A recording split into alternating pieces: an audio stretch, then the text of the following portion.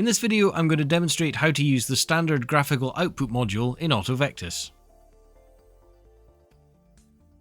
AutoVectis produces a large number of different graphical outputs, any one of which you might want to use in a presentation or publication. In order to make this easy, AutoVectis uses a standard graphical output module. This can be called from many different places in AutoVectis, and because it always has the same user interface, you only have to learn it once. On this screen there are three different graphical outputs visible.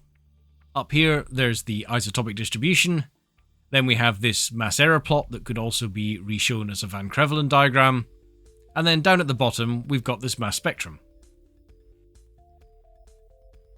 All of these can be exported as figures using the standard graphical output module, but to show you how it works, let's just choose one, and I'll click this export button next to the isotopic distribution. So here's the user interface, and at the top we have the graph that will be saved. You can change the size of this graph simply by changing the size of the window. This offers a really fast way of resizing the graph.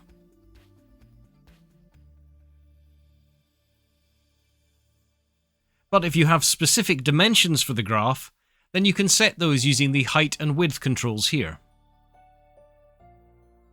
Setting specific dimensions like this can be useful if you're trying to make sure that all your figures or plots are consistent through a complete document or presentation. Down at the bottom we've got other controls where you can toggle the legend on or off. This control lets you reduce the number of points plotted, which can be useful if you're plotting scatter plots with a large number of overlaid points.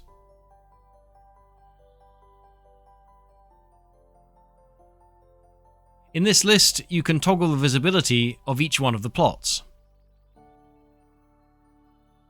And in the color boxes, you can choose the color of each individual plot.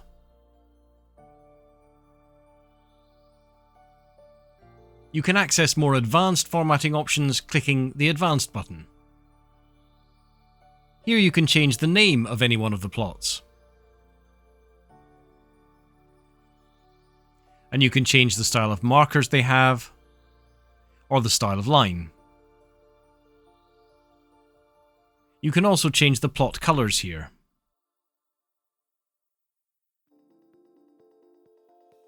Using the marker or line styles, you can choose to make certain plots invisible.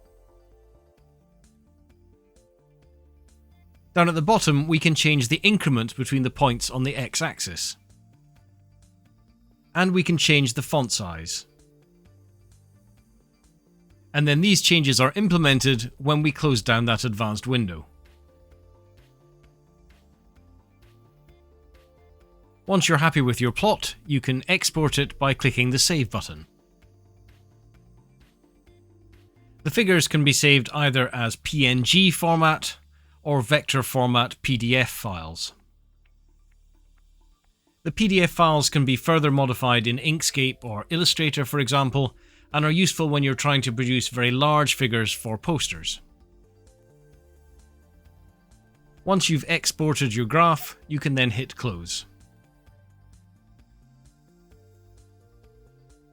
There are two controls that are specifically useful when you're outputting scatter plots like this Van Crevelen heat map.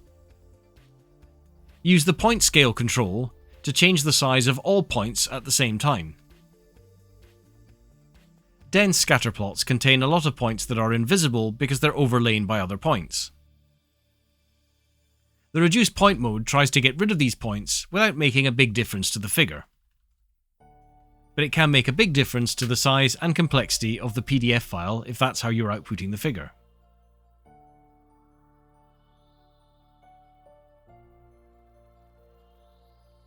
I hope this demonstration of how to use the standard graphical output module has been useful, and as usual, if you've got any questions you can contact us at autovectis@gmail.com or speak to the SpectraSwiss team directly.